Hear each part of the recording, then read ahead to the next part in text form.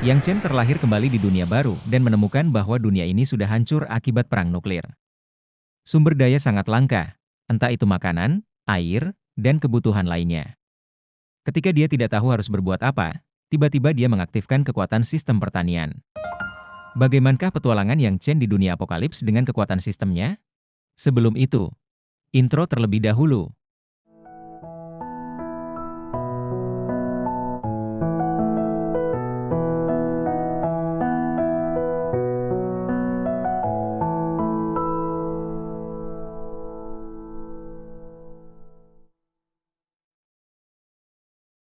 Blue Star, yang memiliki keindahan dengan perairan luas memiliki kilauan yang sempurna ketika memantulkan sinar matahari.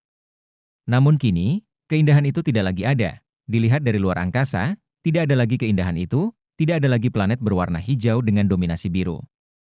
Planet itu telah hilang. Blue Star yang sekarang sangat berbeda, tidak ada langit biru, tidak ada lagi lautan luas. Bahkan, tumbuhan pun sudah tidak terlihat, jika ada, itu sangat langka. Blue Star yang awalnya memiliki manusia dengan jumlah lebih dari 96 miliar, kini bahkan tidak ada 10% dari jumlah awal. Blue Star bisa jadi seperti ini, itu karena perang nuklir yang terjadi beberapa dekade lalu. Perang nuklir ini terjadi karena salah satu negara adidaya yang tidak mau menyerah dalam menguasai sumber daya negara lain, dan itu memancing kemarahan negara adidaya lainnya yang menimbulkan adanya perang. Perang nuklir tidak hanya meninggalkan kerusakan pada alam, tapi juga radiasi tinggi yang membuat binatang berevolusi. Binatang meningkat dalam segi ukuran dan keganasannya, bahkan kucing rumahan memiliki ukuran seperti singa dan kekuatan seperti beruang. Di apartemen yang rusak parah dengan retakan di seluruh bangunan, masih ada manusia yang tinggal di dalamnya untuk berlindung dari binatang di luar sana. Tapi daripada binatang, lebih tepatnya berlindung dari manusia lain. Pada salah satu kamar, ada seorang remaja berusia awal 17 tahun tengah duduk di lantai dan bersandar di tembok kusam.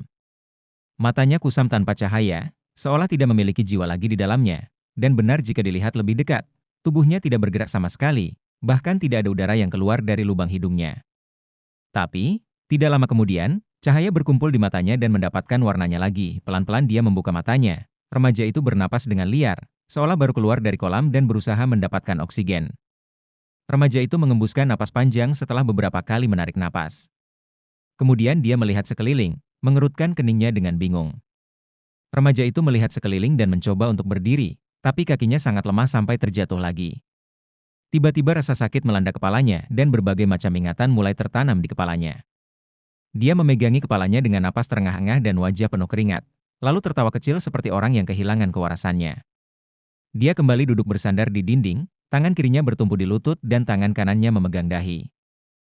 Ternyata dia adalah Yang Chen, seseorang yang dulunya sangat kaya sedang berlibur menggunakan kapal pribadinya, tapi siapa yang mengalami kecelakaan, kapal yang ditumpanginya tenggelam di lautan, dan dia akhirnya meninggal kehabisan oksigen karena terjebak di dalam kabin kapal.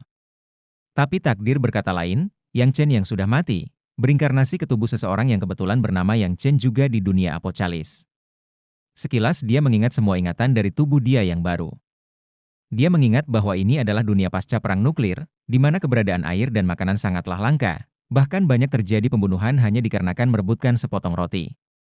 Saat dia sedang berpikir keras memahami situasi, tiba-tiba dari luar terdengar suara yang memanggilnya. Yang Chen tertegun, dia mendongak melihat pintu yang bergetar perlahan-lahan terbuka. Tiba-tiba, gambaran lain muncul di benaknya. Dia ingat. Suara yang memanggilnya adalah pemilik atau orang yang menyatakan bahwa semua kamar di apartemen ini miliknya, dan siapa saja yang tinggal di sini harus menyerahkan makanan setiap harinya. Jika tidak menyerahkan, antara dipukuli, atau dibuang ke alam liar. Yang Chen menarik napas dalam-dalam dan menahan nafasnya, lalu dia bertindak seolah-olah mati seperti posisi awal. Pintu terbuka secara paksa, dan ada seorang pria dengan tubuh kekar mengenakan baju hitam tanpa lengan. Momentum yang dibawanya cukup kuat, apalagi dengan beberapa orang di belakangnya. Pria kekar itu berdiri di depan Yang Chen dengan kepala tertunduk dan tatapan mata yang ingin. Lalu ia memerintahkan anak buahnya untuk memeriksa tubuh Yang Chen. Salah seorang berlutut, dia mengangkat kepala Yang Chen. Menyentuh leher, dada, dan pergelangan tangan. Menghela napas, pria itu menggelengkan kepalanya mengira bahwa Yang Chen telat mati. Lalu menoleh ke belakang yang ternyata di sana ada ketua dari kelompok itu. Ketua terdiam, matanya tetap dingin menatap Yang Chen. Lalu dia menendang kepala Yang Chen dengan keras, dan berbalik arah, memerintahkan yang lainnya untuk meninggalkan Yang Chen yang dikira sudah mati. Tanpa memeriksa lebih banyak, yang lain pergi mengikuti pria yang dipanggil ketua tersebut. Yang Chen menarik napas dalam-dalam, dia batuk beberapa kali dan memuntahkan darah dari dalam mulutnya. Paru-parunya terasa sakit, napasnya sedikit berat, apalagi kepalanya terasa seperti mau pecah. Tubuh dia yang baru benar-benar sangat buruk, Yang Chen menahan napas selama 5 menit, sudah membuat paru-parunya terasa seperti terbakar. Yang Chen berbaring di lantai yang dingin dengan napas tersengal-sengal, perlahan-lahan, matanya kembali tertutup dan kesadarannya mulai menghilang.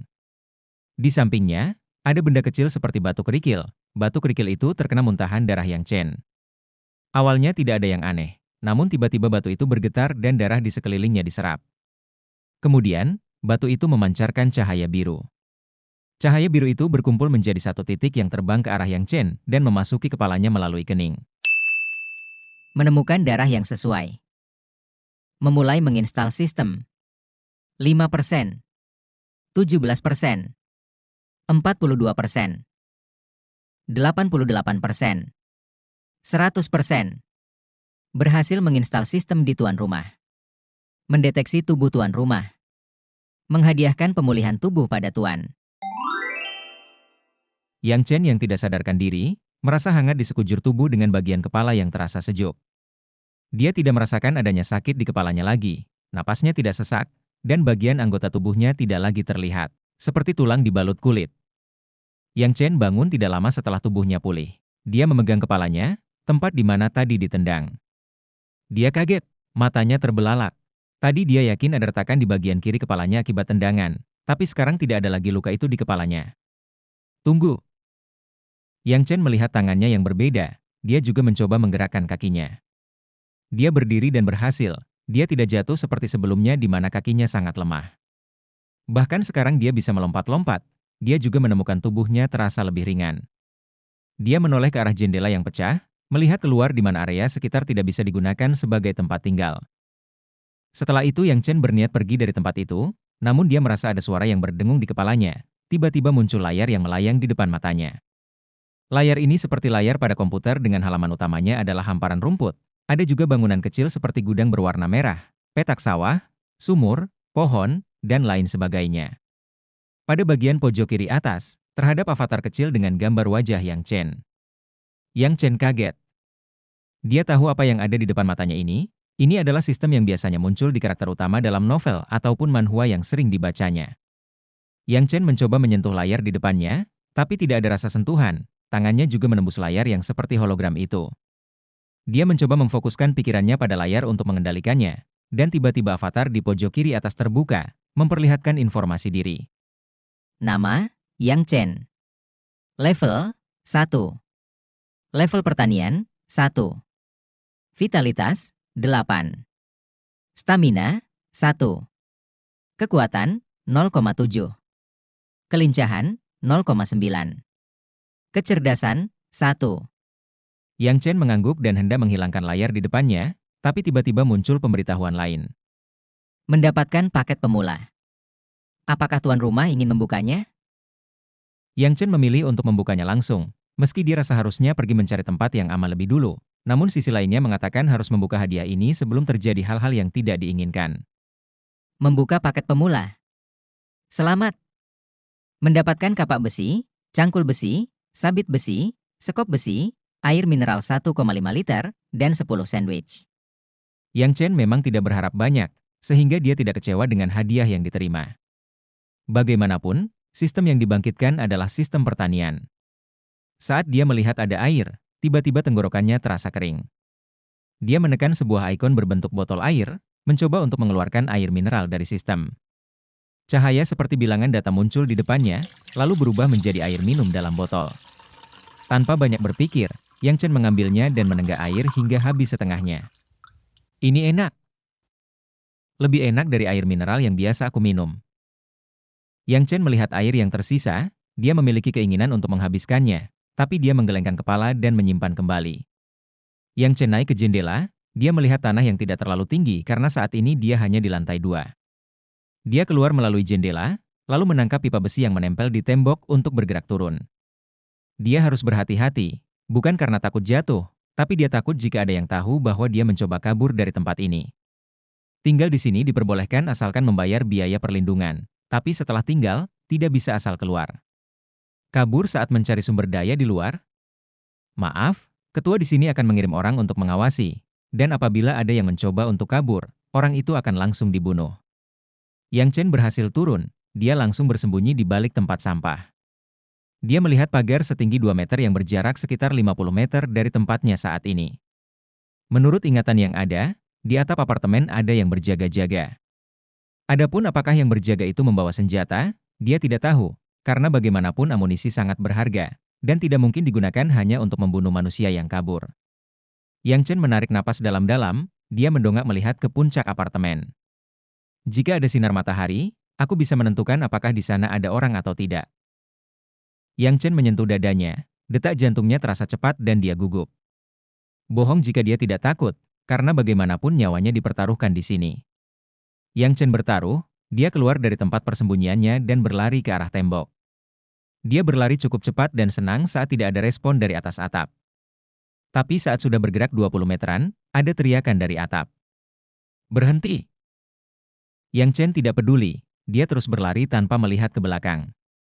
Terdengar suara tembakan dari atap. Yang Chen melihat ke samping kiri, dia menemukan ada peluru yang menembus tanah. Dia sangat takut. Sampai tubuhnya basah akan keringat, tapi ketakutannya dikalahkan oleh tekad untuk bertahan hidup di luar sana. Dia melompat ke kiri dan berguling, bersamaan dengan ledakan kecil di tempatnya berdiri awal tadi, dan di sana sudah ada peluru menembus tanah. Dia sudah berlari sejauh 35 meter, hanya tersisa 15 meter lagi dan dia bisa meninggalkan tempat terkutuk ini. Yang Chen berdiri setelah berguling, lalu berlari secepat mungkin. Ketika 2 atau 3 detik, dia langsung berhenti dan berjongkok. Suara tembakan lain kembali terdengar, dan kali ini peluru menembus tanah di depannya. Jika Yang Chen tetap berdiri tadi, dia pasti akan terkena tembakan tepat di bagian punggungnya. Yang Chen kembali berdiri dan berlari sekuat tenaga, kali ini dia tidak akan berhenti sama sekali. Yang Chen kembali berdiri dan berlari sekuat tenaga, kali ini dia tidak akan berhenti sama sekali. Yang Chen! Yang Chen mendengar suara teriakan dari atap, tapi dia tidak peduli sama sekali akan hal itu. Dia berlari secara zigzag, kadang 2 kali ke kanan bawah dan 3 kali kiri, kadang bergantian masing-masing 1 kali. Hingga akhirnya dia hampir sampai di tembok, dia berguling ke kanan 3 kali dan ke kiri sekali, lalu berlari melompati tembok. Tembakan lain kembali terdengar, tapi untungnya Yang Chen sudah mengangkat kakinya lebih dulu dan melewati tembok. Ketua, apa kita mengejarnya? Ucap salah satu penjaga. Ketua menarik dan mengembuskan napas dengan penuh emosi. Tangannya mengepal sampai terlihat urat-urat lengannya yang tebal. Dia menoleh dan mengayunkan tangannya, menampar pria yang bertanya itu. Bodoh! Menghabiskan banyak peluru, tapi tidak bisa membunuhnya? Ucap ketua yang emosi. Ketua itu nampak marah, dia melihat anak buah yang mengatakan kalau Yang Chen sudah mati. Dia mendengus dingin, lalu pergi meninggalkan atap untuk masuk ke dalam ruangannya. Yang Chen tidak berhenti berlari meski sudah berhasil lolos dari tempat itu. Namun lolos dari tempat itu saja belum berarti dia lolos dari kematian. Dia harus mencari tempat berlindung lain sebelum malam, karena malam hari adalah waktu paling berbahaya. Terutama dia ingin mencari tahu tentang sistemnya lebih lanjut. Yang Chen terus berlari dan tidak tahu sudah berapa lama, tapi anehnya dia tidak lelah sama sekali. Hingga tidak lama, dia menemukan rumah berlantai 2 yang terlihat masih bisa ditinggali.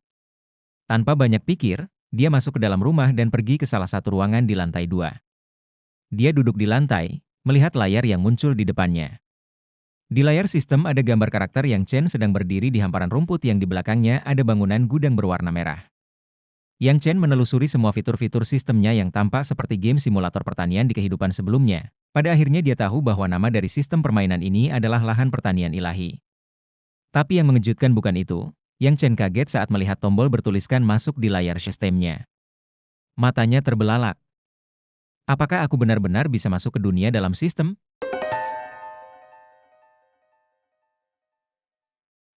Dengan fitur ini, keamanannya di dunia apokalips ini bisa dibilang sudah terjamin. Hanya saja, apakah ada batas waktu atau tidaknya? Yang Chen berdiri dan berkata, coba dulu, baiklah aku tekan sekarang. Tiba-tiba tubuhnya menghilang di tempatnya berdiri. Ketika dia muncul, dia sudah tiba di hamparan rumput kecil dengan udara segar, serta ada aroma rumput yang menenangkan. Yang Chen membuka mata, melihat langit biru yang terbentang luas. Merentangkan tangannya, menikmati tiupan angin sejuk yang menggoyangkan rambut dan pakaiannya. Ini benar-benar sangat indah, berbeda dengan dunia tadi.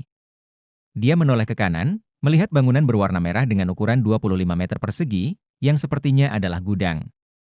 Di arah kiri ada peta tanah yang dibatasi oleh pagar kayu, dan di sana ada 14 petak yang siap ditanami tanaman.